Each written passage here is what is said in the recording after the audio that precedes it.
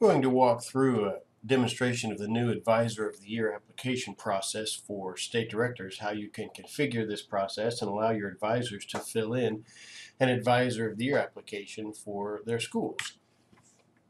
This process is related to the Chapter Excellence application process because a school needs to have a Chapter Excellence application at level 2 before they can submit an advisor for the Advisor of the Year application. This process allows a school to submit one advisor for a statewide Advisor of the Year competition once they've submitted a level 2 CEP application, and then the judging process for that Advisor of the Year takes place very similar to the way the Chapter Excellence program judging does. So in this case, there'll be a state competition for Advisor of the Year, and that judging of that state Advisor of the Year is managed by the state director, just like in the Chapter Excellence program. And then once those state winners are identified, they will advance to a regional competition, and those statewide Advisor of the Year winners then compete at a regional level, which is managed by the national office. And then those regional winners are advanced onto a national competition for Advisor of the Year. And of course, as you know, that National Advisor of the Year is always presented on stage at the National Leadership Skills Competition. So that's the process. We've just moved it online, so you as the state director have the option to configure and allow your schools to complete this application on the website now. In order to do that, the state director needs to choose to enable this Advisor of the Year application option. It's currently disabled for all states, and if you want to move or shift your Advisor of the Year's process to use this online application, you'll need to go online and use the Edit State Office screen to configure that feature to allow those advisors to nominate an Advisor of the Year and complete the application online after they've achieved Chapter Excellence Program Level 2. Now, for the current year, for the 2019-2020 academic year, there is an option that the state directors have to allow Advisor of the Year applications for the prior year Chapter Excellence program. So, in other words, if you had some schools that completed the Chapter Excellence program last year, and you want to allow those schools who submitted a Level 2 CEP application last year to also submit a Advisor of the Year for this year, you can control that. By default, you have to complete the Chapter Excellence Program application this year, 2019 to 2020, and then you can complete an Advisor of the Year application. But you as a state director have an option, at least for this year, not sure if that's going to be in place next year or not, but at least for this year, you can allow them to launch an Advisor of the Year application based on last year's Chapter Excellence Program. So there's also the concept of a state deadline that you need to think about. So very similar to how you have Chapter Excellence deadlines, the Advisor of the Year application process has its own deadline. It's visible there in the Chapter Excellence program screen, the same spot. The difference here is that for Advisor of the Year, the state director can configure their state deadline, but the national office manages the regional and national deadline. So as an example, you see here, this particular state has set their state Advisor of the Year deadline to March 1st, 2020. That means any advisors, any schools that want to submit an Advisor of the Year application must do so by March 1st. You would have between March 1st and then April 4th, you see there, to complete your statewide judging and identify who your state Advisor of the Year is. And then by April the 3rd, that final winner for your state has to be submitted to the regional competition. And then the national office will manage that regional process. They will identify those regional winners, Advisor of the Years for each region, and submit them for the national competition by April 18th. So as a state director, you can only control that state one. You don't have an ability to control the others. The national office handles that.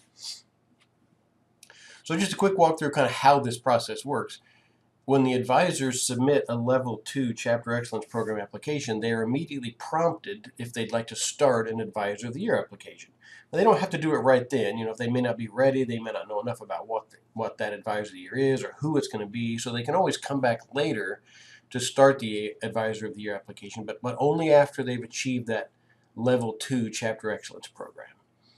Advisors then fill in the application. There's some steps where they have to get some, PDF recommendation letters. They fill all this information in about why their advisor should be the Advisor of the Year, and they submit it. As the state director, then you would manage those Advisor of the Year statewide applications from all the schools in your state and handle the judges, set up judges, assign judges, and handle that whole process, much like you do for the Chapter Excellence Program. Those state winners, once you finalize who your state winner is, you'll advance that on to the regional judging platform or competition. And again, that's handled by the national office. The national office judges those 5 or 6 regions, and then they advance those regional winners onto the national level, and that's also handled by the national office. So here's a little screenshot of kind of what some of that process looks like. They'll fill in all these details, and then they'll submit that application. So let's walk through and see what that might look like right quick. I'm going to log into the site here. I'm just using my test system so we can see what this might look like as a state director. Of course, if you go to the Chapter Excellence Program screen, this is where you'll see those options to configure the state deadline. But you'll notice also here it says this state is not currently configured to allow Advisor of the Year application. So no one can fill any of these in yet. I'll need to adjust this setting under Edit State Office, which I can click here to get to, or from the main menu, the same place is Edit Your State Office here. And so in this particular case, I'm testing this as Arizona, and you can see when I manage Arizona's screen, the Allow Advisor of the Year application button is turned off. So that's why no one can fill in an Advisor of the Year application, because I've not enabled this. I'm going to go ahead and turn that feature on. And then over here, this is also where, at least for the 2019-2020 school year, you can have the option to say, I want to allow Advisor of the Year applications based on the prior year's Chapter Excellence. So instead of having to wait until I've completely submitted my current Chapter Excellence Program Level 2, I could, if I had finished one last year, I could go back and submit a new Advisor of the Year based on last year. We're going to leave that off for now. We're just going to leave this current one on. Allow Advisor of the Year applications, update that, and then I'm going to go see what would happen if I go back to the Chapter Excellence Program screen. Now notice that warning message is gone. I think I've sort of started an application here for Desert Edge High School. This is a Chapter Excellence Program application that is already in the process of being completed for Level 2. Now to see kind of how this works from the advisor's level, I'm going to go and log in as that particular advisor. Remember, you guys as state directors can do this as well just by using the users screen here. I'm going to go back to users and find that sample user I've got and become him. Now I've basically logged into the site as that advisor, and I can use the Chapter Excellence Program screen and see, here's my Chapter Excellence application. And because the state director just turned on, remember I just turned on that feature to allow Advisor of the Year applications, I now see this grid below here that says here's your Advisor of the Year applications. Now I don't have any, of course, because I haven't submitted my Level 2 Chapter Excellence Program. Right now I'm still working on that. So let me click here and kind of fill this in and finish the rest of it out. Remember how this Chapter Excellence Program works. I've got the main application, Level 2 personal pieces. What did I do? What did the school do for personal, for workplace, and for technical? I've got all that stuff in there. I've done everything I need to do. I'm ready to go back ahead as the advisor. I'm ready to go ahead and submit this application. So when I click submit the application, and I need to go ahead and type in here submit to confirm that I really am finished editing and I want to confirm that I'm ready to submit it. Since I've enabled the Advisor of the Year application process, the advisor is then prompted immediately to see if they would like to go ahead and start an Advisor of the Year application for one of the submitted professionals, one of the advisors for this school. I don't have to do this. The advisor doesn't have to choose to start one now. They can always come back later and launch the advisory application. But for now, I'm going to go ahead and choose one of my submitted advisors. So these are the 3 advisors I have submitted for this particular school that have joined. Of course, these have to be joined professional members at the school. I'm going to go ahead and choose Tony, who's running the TV video production training program at the school, and click Create App. And that will launch the application and fill in the details about this particular advisor. Now, once I've chosen that, of course, I can't change the advisor's name, because remember, we don't want an advisor to pick a professional member and then come and change the name to somebody who's not actually joined. So they can fill in the home address information. I think this copies over the school's address by default. They can change this to say I want to put in his home address. From some other town where he lives, put in his phone number, put in his cell phone number, got his address okay, and I'm just going to go ahead and fill in the rest of this application here.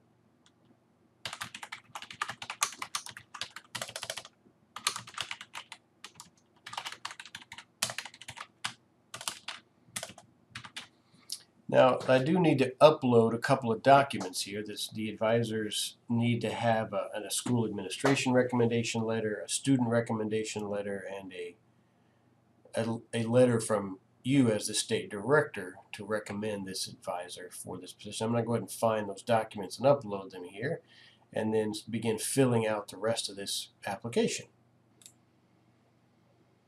Uploading PDFs for each of these letters is a process of just browsing to find the PDF document that you'd like to create. Let me grab the student recommendation letter here and upload that one.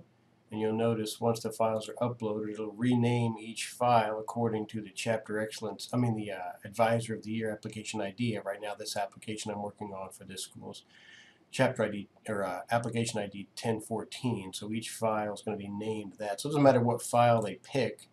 Any kind of PDF they'd like, they upload each one of those, and then of course they can go back and review those letters after they've been uploaded. Yep, this looks pretty good, that's exactly what I wanted. And then they continue filling in the details here below as they type. Philosophy,